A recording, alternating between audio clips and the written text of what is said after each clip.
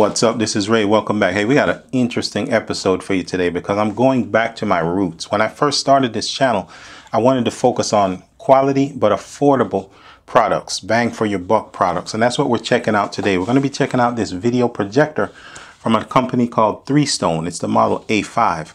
What's unique about this projector is it is $80. Now, historically, you had to spend $400, $500, $600 on a projector to get something quality, sharp, and bright, like an Epson.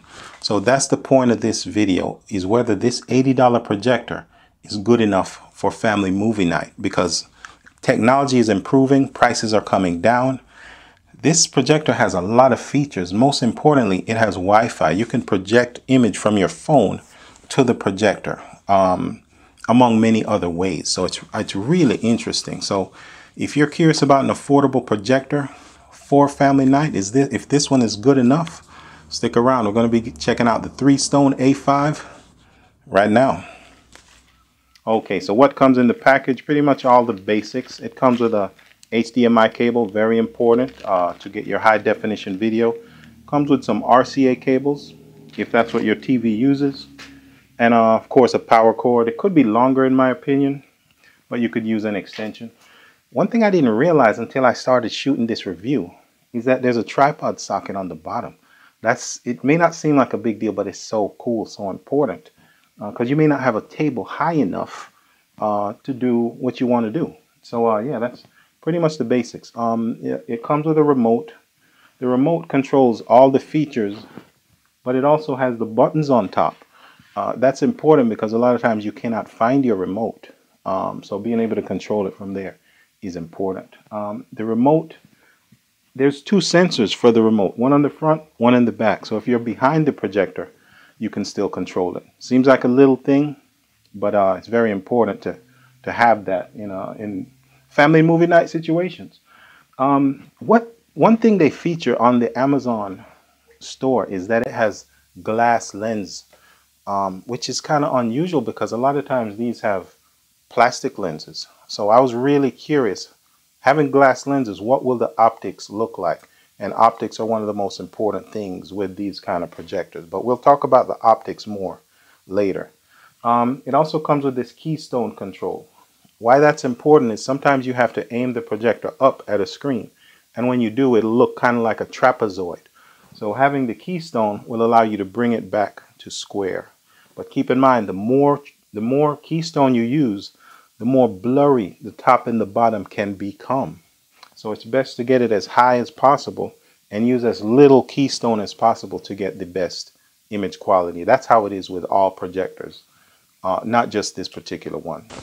Okay, so when I started this video, I asked the question, is this $80 projector good enough to do family movie night? I have to say yes, because as you can see probably from this B-roll, we actually watched it outdoors at night in the backyard on a screen. And that's usually a good test of a projector's brightness because there's usually ambient light that it has to fight against. And as you can see, it looks perfectly fine. We watched the movie, we weren't thinking about the quality of the projector, we just enjoyed the movie, and that's all that matters. But how does this compare to a high-end projector? A while back, I reviewed the Vankyo V600. That was a $250 projector at the time. And it's kind of perfect in my opinion. I didn't notice a difference between them until I put them back to back. That's when I noticed this is not as bright as the Vankyo. The most important thing I noticed is the colors of the Vankyo, especially the blue, purple, and pink, are more vibrant and accurate.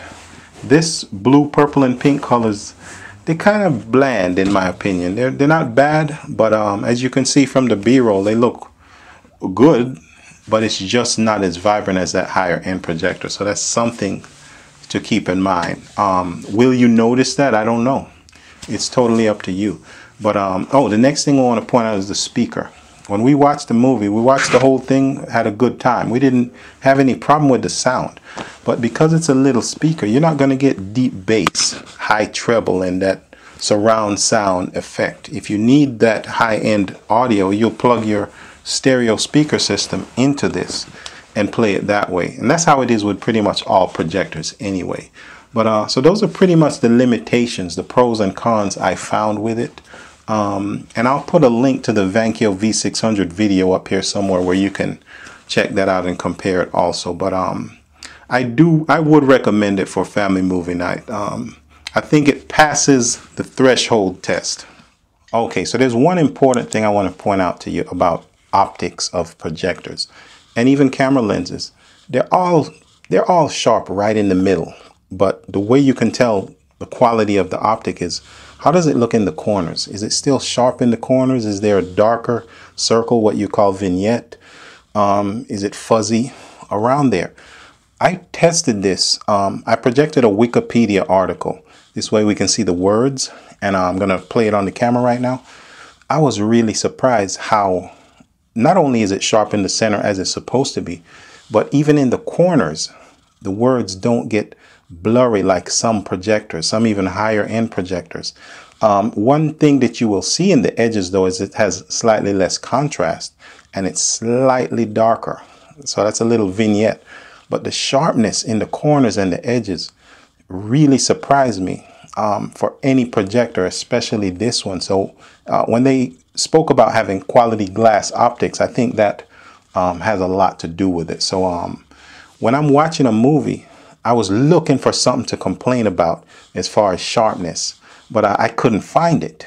And one reason that is because normally movies, the person sitting in the middle of the screen is normally what's in focus. The stuff in the corners are usually out of focus anyway. So even then you wouldn't notice it. But I just had to point out the quality optics of it. And that is one thing that will make it good enough for family movie night. Okay, I want to talk a little bit about the Wi-Fi capability of this. It deserves its own chapter. If you download an app on your phone called Miracast or any kind of screencasting program, they all should work.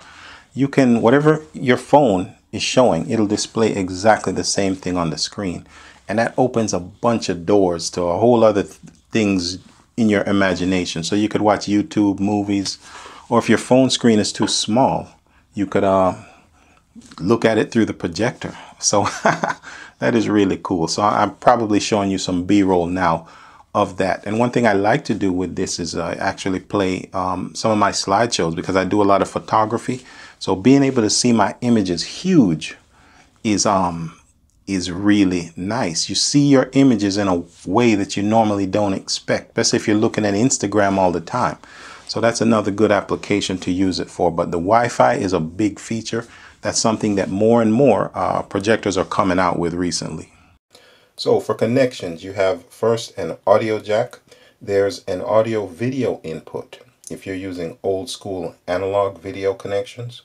There's 2 HDMI ports, and finally one USB plug that also can double as a power source if you're using something like a Netflix adapter. All right, so that is my review of the 3Stone A5. Hopefully I pretty much showed everything it's capable of, all the features. You know what's interesting to keep in mind? It's 80 bucks, but 4 years ago, a projector with this quality would not have cost 80 bucks. It would have cost 400 bucks or something. So technology, the price of technology is going down and the quality is going up. So that's really good to see. I especially like the Wi-Fi feature, being able to connect to a phone that opens all kind of doors that I probably can't even think of right now. So yeah, I do recommend this projector for the price. I'm going to put a link below also to the Vankyo V600 that is a higher end model with higher performance in case you have a higher budget. But definitely keep those things in mind, especially if you have any questions below in case I forgot anything. But yeah, thanks for watching, and keep in mind, no matter what projector you use for your videos, your productions, your family slideshows, until next time, as always, keep it real.